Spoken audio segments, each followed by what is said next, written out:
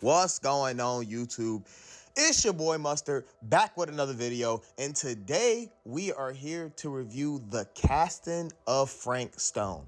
Now, before we even get off into the video, I will say I actually beat this game quite a while ago, and this is like me now doing a review for it, which I think the next review or two, we're gonna have the same thing with another game, which I'll mention it when I get to that game as well. But also, keynote here, I've actually never have played Dead by Daylight, so I don't know how it plays. I don't know none of that. I've seen gameplay of it and stuff like that before, but I myself have never really played Dead by Daylight. So like this review gonna be kind of wonky with me trying to remember everything. I do remember most of it for the most part, but like, eh. Anyways, what you are seeing now pretty much is, this is like the beginning of, Frank Stone's story. Pretty much they talk about how he was, well, at first they really show like this dude who was in charge of like the whole little area that he's in now. And they were talking about how they were looking for Frank Stone because he was pretty much like I think he was a serial killer. He was a murderer. He did all this stuff. And what you say right now is you're Detective Sam Green, which literally getting shitted on right now. I ain't gonna even lie to y'all.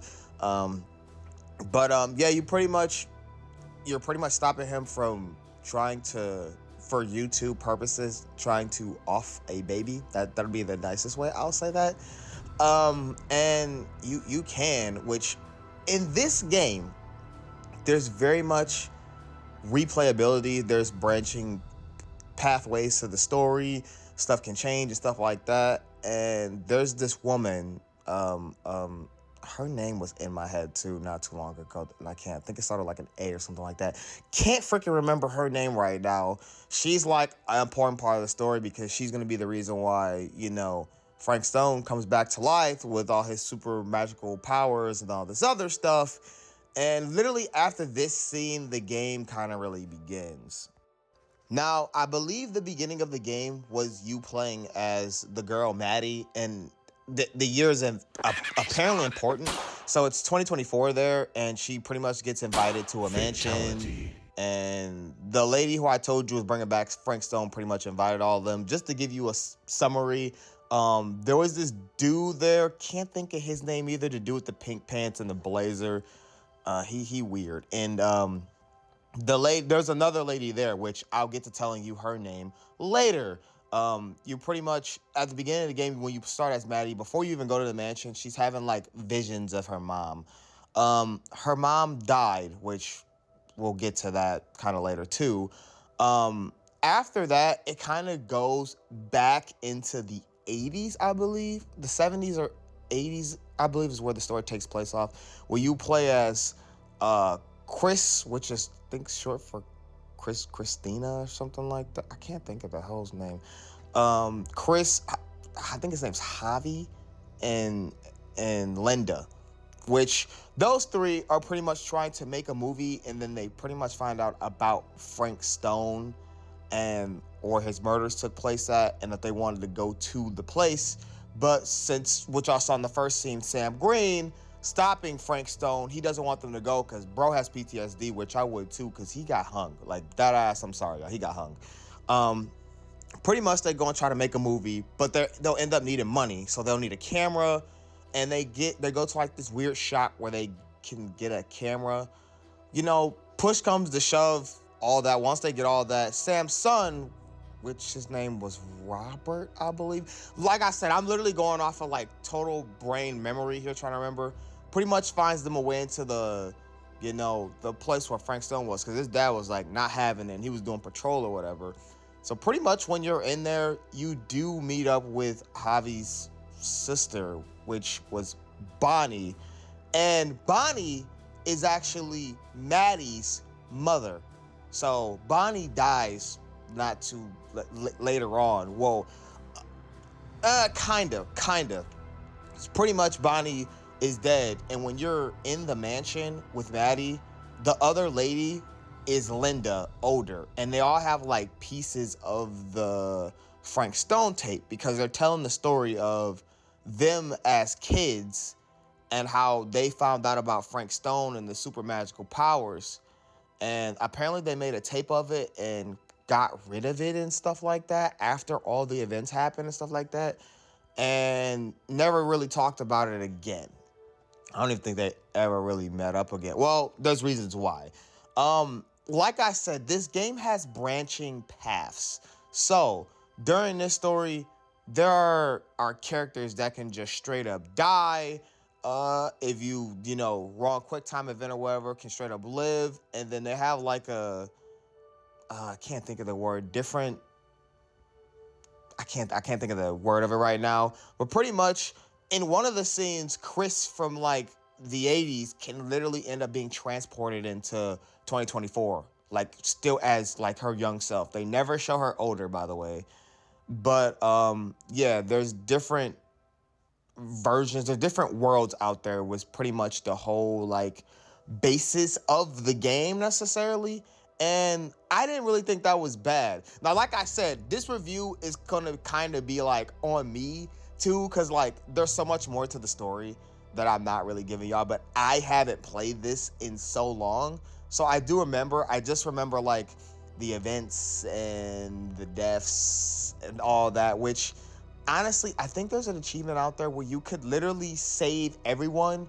And I will say the ending of the game was kind of nice because at the end of the game, while trying to Augustine, that's the lady's name. So Augustine is the lady who gets Maddie, Linda, and the old dude together in the mansion.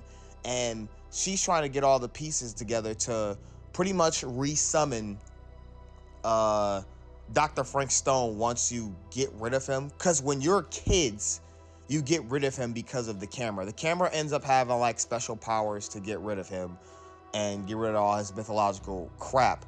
But while doing that, like I said, people will die. Like, you know, you have a chance of Javi to die, you have a chance for Bonnie to die. Like, people pretty much just die in this story and stuff like that. And if you're not quick enough with them quick time events, then you're cooked. With that being said, I don't think the story was all that bad. I thought it was pretty nice. Definitely after you beat it, you get the cutting room, which allows you to go back into certain parts of the story and like change them, because there's different pathways, like I said, for a lot of parts in the story, and you can see new scenes or whatever and how the story can change with somebody either dying or someone staying alive. So I always thought that was nice. I thought this game was pretty nice for what it was. Sadly, I did watch IGN's like kind of version of what they put out, and they gave it a fucking 5, but gave Concord a 7, which is ridiculous. I think they did with the best that they had, and there's definitely more to the story. It's more or less you have to explore more, or like if you really want to just read up on stuff after the game, stuff like that, go search something up.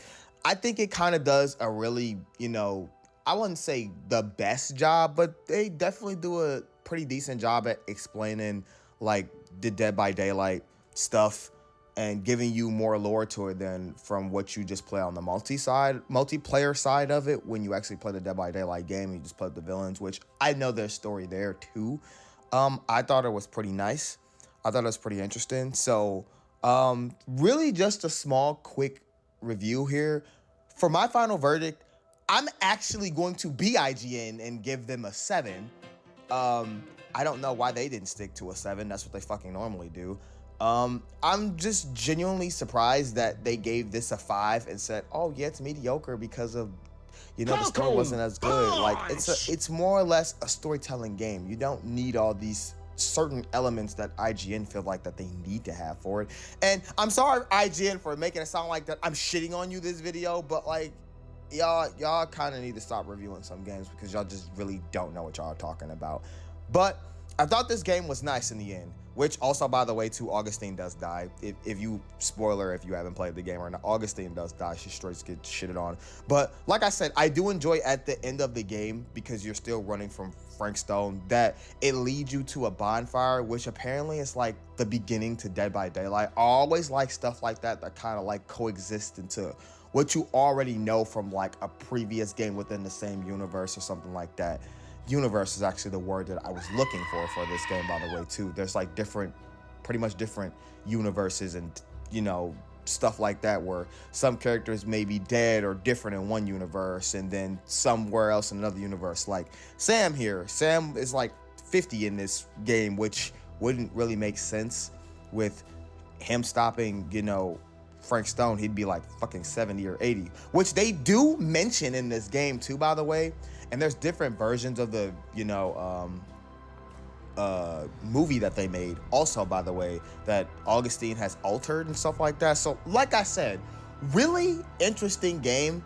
You just gotta play it. Honestly, I enjoyed it. I didn't think it was a pretty bad game. So like I said, y'all, just a quick review here, but until next time, y'all, peace out.